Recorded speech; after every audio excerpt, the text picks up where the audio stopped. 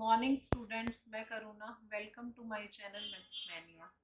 आज मैं आपको एक्सरसाइज 5.1 लाइंस एंड एंगल्स का क्वेश्चन नंबर 6, 7, 8, 9 और 10 करवाने जा रही हूँ। लास्ट वीडियो में मैंने आपको क्वेश्चन नंबर 1 से 5 तक करवा दिए हैं। आज क्वेश्चन नंबर 6 करवाती हूँ। इसमें है हमारा in the given figure angle 1 and angle 2 are supplementary angles. If angle 1 is decreased, what changes should take place in angle 2 so that both the angles still remain supplementary? तो आपको मैंने introduction में बताया था कि सप्लीमेंट्री एंगल्स होते हैं जिनमें दो एंगल्स का सम 180 डिग्री होता है, वो सप्लीमेंट्री होते हैं। और कॉम्प्लीमेंट्री में दो एंगल्स का सम 90 डिग्री होता है। लेकिन यहाँ पे सप्लीमेंट्री एंगल की बात हो रही है, तो इस क्वेश्चन में ये कह रहे हैं कि अगर एंगल 1 को हम डिक्रीज करते हैं तो एंगल 2 में क्या चेंजेस आएंगे, और वो दोनों एंगल हमारे सप्लीमेंट्री ही होने चाहिए। चाहे एंगल 1 डिक्रीज हो रहा हो तो एंगल 2 हमें इंक्रीज करना होगा, तो हमारे दोनों एंगल्स का जो सम है वो सप्लीमेंट्री होना चाहिए, यानी 180 डिग्री होना चाहिए। तो अगर एंगल 1 को हम डिक्रीज करते हैं, मान लिया अभी हमारा एंगल 1 था, फॉर एग्जाम्पल मैं आपको समझाने के लिए बता रही हूँ, अगर एंगल 1 हमारा है 45 डिग्री तो और एंगल 2 हमारा होगा 1। अगर हम इसको 180 में से माइनस कर दें 140 को, तो हमारा होना चाहिए 135। तो हमारा एंगल 2 होना चाहिए 135। अगर हम एंगल 1 को डिक्रीज कर दें, अगर हम एंगल 1 को अब ले लें 40 डिग्री, तो हमारा एंगल 2 होना चाहिए 140 डिग्री।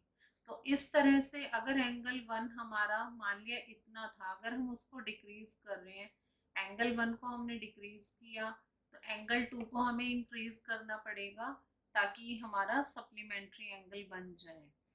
तो इसमें हम एंगल 2 को इंक्रीज, अगर एंगल 1 को हम डिक्रीज करते हैं तो एंगल 2 को इंक्रीज करना पड़ेगा ताकि वो सप्लीमेंट्री रहे, यानी दोनों का सम 180 डिग्री होना चाहिए। तो ठीक है, फिर एंगल 2 को हमें इंक्रीज करना है। Angle 2 will increase. अब हमारा है question number 7। Can two angles be supplementary if both of them are acute, obtuse और right? आपको पता है कि acute एंगल जो है वो 90 डिग्री से कम होता है, it is less than 90 degree. और obtuse angle greater than 90 degree, और right तो होता ही है 90 डिग्री का। तो acute, can two angles be supplementary if both of them are acute? और सप्लीमेंट्री में आपको पता है कि दोनों एंगल्स का सम 180 डिग्री होना चाहिए। Angle 1 plus angle 2 is equal to 180 degree. मान लिया ये एक्यूट है, अगर हम इसको एक्यूट है, अगर 80 डिग्री लेते हैं, एंगल 1 को 80 डिग्री लिया प्लस एंगल 2, एंगल 2 भी अगर हम एक्यूट लेते हैं 80 डिग्री लिया या 85 डिग्री भी लिया, तो ये हमारा होता है 165 डिग्री। लेकिन हमारा सप्लीमेंट्री एंगल होता है 180 डिग्री। तो दोनों अगर एक्यूट एंगल होंगे तो हमारा 180 डिग्री नहीं आता, इसलिए ये हमारा आएगा नो, एक्यूट के नीचे आएगा नो। सेकंड है ऑब्ट्यूज। ऑब्ट्यूज होता है 90 से ऊपर। तो 90 से ऊपर अगर हमने 100 लिया है तो 100 लिया है और प्लस 100, तो ये तो हो जाएगा हमारा 200 डिग्री। और तो ये हमारा सप्लीमेंट्री एंगल नहीं है, क्योंकि सप्लीमेंट्री एंगल जो होता है वो हमारा होता है 180 डिग्री। तो इसलिए अगर दो ऑब्ट्यूज एंगल है तब भी हमारा सप्लीमेंट्री एंगल नहीं बनेगा, यहाँ पर आएगा नो। अब है तीसरा राइट। अगर दोनों राइट एंगल हैं, अब 90 डिग्री प्लस 90 डिग्री कितना हो गया 180 डिग्री, और हमारा सप्लीमेंट्री एंगल भी एंगल 1 प्लस एंगल 2 होता है 180 डिग्री। तो अगर हमारे दोनों एंगल्स राइट एंगल होंगे तो तभी हमारा सप्लीमेंट्री एंगल बनेगा। इसलिए एक्यूट के लिए भी नो है, ऑब्ट्यूज के लिए भी नो है, और राइट के लिए यस है। अगर दोनों एंगल राइट एंगल होंगे तो ही हमारा सप्लीमेंट्री एंगल बनेगा। अब है हमारा question number 8। An angle is greater than 45 degree. Is its complementary angle greater than 45 degree or equal to 45 degree or less than 45 degree? अगर कोई एंगल है वो 45 से बड़ा है तो is its complementary angle greater than 45 degree? complementary angle तो 90 degree होता है, दो एंगल का सम इसके अंदर हमारा होता है 90 डिग्री कॉम्प्लीमेंट्री के अंदर। और अगर कॉम्प्लीमेंट्री एंगल में दो एंगल का सम होता है 90 डिग्री, अगर एक 45 से बड़ा है तो दूसरा हमारा एंगल होना चाहिए लेस देन 45 डिग्री। अभी दोनों का सम बताया है कि 90 डिग्री होता है, तो 45 हो गए 90। अब अगर हम एंगल 45 से बड़ा कर दें, मान लिया हम इसको 50 डिग्री लेते हैं, अगर हमारा इफ एंगल 1 50 डिग्री है तो हमें दूसरा एंगल जो है वो 45 से कम करना पड़ेगा। तो कम इसी के अकॉर्डिंग हमें कम करना पड़ेगा, हमें बनाना तो 90 है। अब इसको हमने बढ़ा दिया, अगर 45 से 50 कर दिया है तो इसको 45 से 40 करना पड़ेगा, तो हमारा 90 डिग्री आ जाएगा। तो हमें सेकंड जो है वो should be less than 45 degree. तो हमारे दोनों एंगल का सम 90 डिग्री होगा, तभी हमारा कॉम्प्लीमेंट्री एंगल बनेगा। तो एंगल 1 को हमने बढ़ाया तो एंगल 2 को हम कम करेंगे। अब हमारा 6, 7, 8 हो गया। अब हम करते हैं क्वेश्चन नंबर 9। क्वेश्चन नंबर 9 में है in the adjoining figure is angle 1 adjacent to angle 2। अब एंगल 1 है और एंगल 2 है, हमें ये बताना है कि ये क्या एडजेसेंट है, एंगल 1 एंगल 2 के एडजेसेंट है। तो एंगल 1 हमारा एंगल 2 के एडजेसेंट है, ये हमारा होगा यस, क्योंकि दोनों की कॉमन वर्टेक्स है। जहाँ पर ये दोनों एंगल मीट कर रहे हैं यहाँ पर ये इनकी कॉमन वर्टेक्स है, इसलिए एंगल 1 एडजेसेंट टू एंगल 2, क्योंकि एंगल 1 से बिल्कुल लगकर एंगल 2 है इस तरफ, तो ये हमारा एंगल 1 एडजेसेंट टू एंगल 2 यानी ये यस है। Is angle AOC adjacent to angle AOE, angle AOC adjacent to angle AOE। No, angle AOC adjacent है एंगल COE के। AOC मतलब एंगल 1, COE के एडजेसेंट है मतलब एंगल 2। लेकिन ये यहाँ पर कह रहे हैं कि angle AOC adjacent to angle AOE, तो ये नो, इसका हम लिखेंगे no. Adjacent angle AOC angle AOE के एडजेसेंट नहीं है। अब है part C, do angle COE and EOD COE और EOD form a linear pair. Yes, अगर हम सोचें कि यहाँ पर ये लाइन नहीं है तो हमारा COE और EOD इसके अंदर क्या होता है, एक स्ट्रेट लाइन के साथ जो दो एंगल बनते हैं वो लीनियर पेयर होते हैं और उन दोनों एंगल का सम 180 डिग्री होता है। अगर हम इसकी बात करें, यहाँ पर हमारी ये लाइन नहीं है, तो हमारा COE और EOD, तो ये हमारे लीनियर पेयर बना रहे हैं, तो इस तरह से हमारा ये होगा यस। क्योंकि अगर हम इसको ढक दें तो हमारा COE और EOD ये हमारा लीनियर पेयर बनाते हैं, मतलब एंगल 2 और एंगल 4 अगर समझते हैं हम ये, तो ये हमारा लीनियर पेयर है। आर एंगल BOD ये इस एंगल की बात हो रही है, और angle DOA,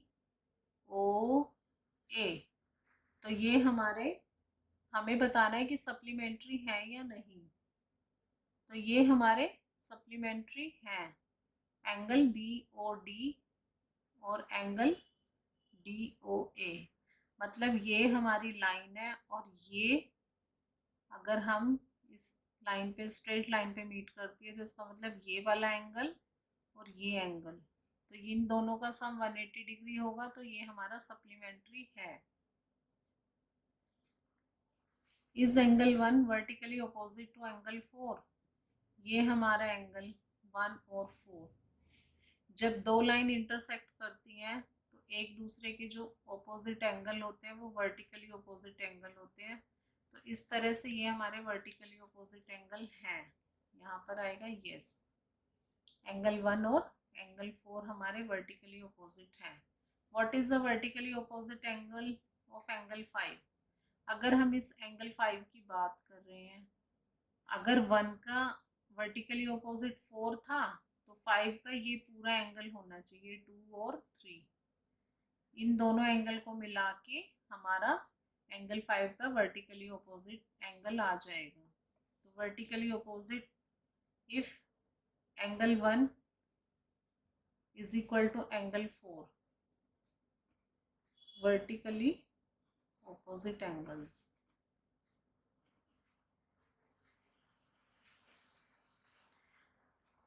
then angle 5 is equal to angle 2 plus angle 3, ये वाला एंगल इस वाले एंगल के इक्वल होगा, तो angle 5 is equal to angle 2 plus angle 3, also vertically opposite angles.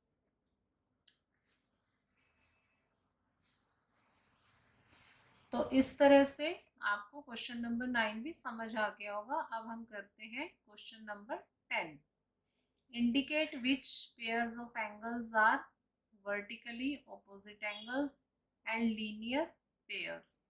तो वर्टिकली ऑपोजिट एंगल की बात हो रही है इसमें, ये हमने एक फिगर बनाई है, इसमें ये लाइन है, स्ट्रेट लाइन, ये इसको इंटरसेक्ट कर रही है, तो इसके यहाँ पर एक और जो एंगल 3 और एंगल 2 बन रहे हैं जिस लाइन के साथ, वो यहाँ पर ये बीच में है। अब हमें ये बताना है कि वर्टिकली ऑपोजिट एंगल, अगर हम वर्टिकली ऑपोजिट एंगल की बात करें, तो एंगल 5 और इन दोनों का सम, एंगल 1 जो है वो एंगल 4 के वर्टिकली ऑपोजिट है, angle 1 is equal to angle 4, ये हमारा है वर्टिकली ऑपोजिट एंगल।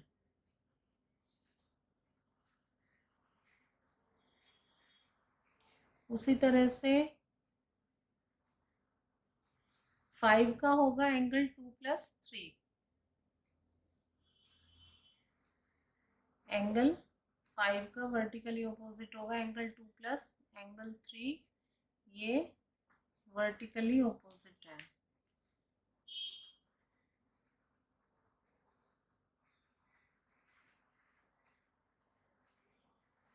अब लीनियर पेयर की अगर बात करें, तो लीनियर पेयर में एक, अगर ये स्ट्रेट लाइन है, इसको कोई लाइन कट करती है, तो जो हमारा एंगल बनेगा एंगल 1 और एंगल 5, ये हमारा लीनियर पेयर है। तो एंगल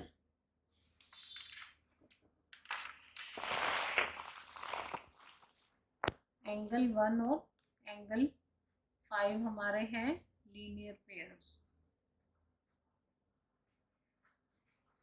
क्योंकि ये लाइन को जब ये लाइन इंटरसेक्ट कर रही है तो ये एंगल और ये एंगल लीनियर पेयर हो गए। तो इसमें इन दोनों का सम 180 डिग्री होना चाहिए। तो एंगल 1 और 5, क्योंकि ये पूरा अगर हम यहाँ से लेके यहाँ तक जाएगा ये एंगल, तो ये पूरा ये स्ट्रेट लाइन बन जाएगी हमारी, यहाँ से शुरू होगी यहाँ तक।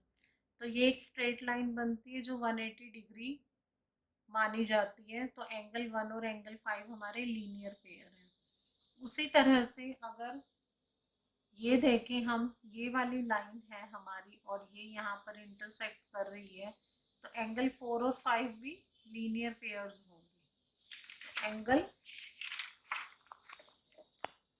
Angle 4 and angle 5 also linear pairs. अब अगर हम एंगल 2 और एंगल 1, एंगल 2, एंगल 3 की बात करते हैं, लीनियर पेयर में जब दो लाइन इंटरसेक्ट करती हैं तो जो दो एंगल बनते हैं वो हमारे होते हैं लीनियर पेयर। अब इसकी अगर हम बात करें, मान लें ये लाइन आपस में इंटरसेक्ट करें तो यहाँ तो हमारे 3 एंगल हैं। लीनियर पेयर्स, पेयर्स का मतलब होते हैं दो, तो एक पेयर में दो एंगल हो गए, लेकिन यहाँ पर हमारे 3 एंगल हैं, तो ये हमारा लीनियर पेयर नहीं होगा, क्योंकि यहाँ पर 3 एंगल बन रहे हैं। लीनियर पेयर्स, पेयर्स का मतलब दो एंगल। यहाँ पर भी हमारे जब लाइन इंटरसेक्ट कर रही थी तो दो एंगल थे, और जब ये लाइन इधर इंटरसेक्ट हुई तो यहाँ पर भी हमारे इस लाइन के साथ दो एंगल ये थे। तो हमारे एंगल 1, एंगल 5 और एंगल 4, एंगल 5 हमारे लीनियर पेयर्स होंगे। एंगल 1, 2, 3 हमारे लीनियर पेयर्स नहीं होंगे। तो इस तरह से क्वेश्चन नंबर 10 हो गया। अब क्वेश्चन नंबर अगर 11 की बात करें तो आप इसके अंदर, मैंने आपको बताया था एडजेसेंट एंगल, एडजेसेंट एंगल जो होता है उनमें वर्टेक्स कॉमन होती है, तो इसलिए हमारा क्वेश्चन नंबर 11 जो है वो आप खुद करके देखिए, उसके अंदर सिर्फ एडजेसेंट एंगल बताना है। तो इस तरह से मैंने आपको क्वेश्चन नंबर 11 तक करवा दिया है।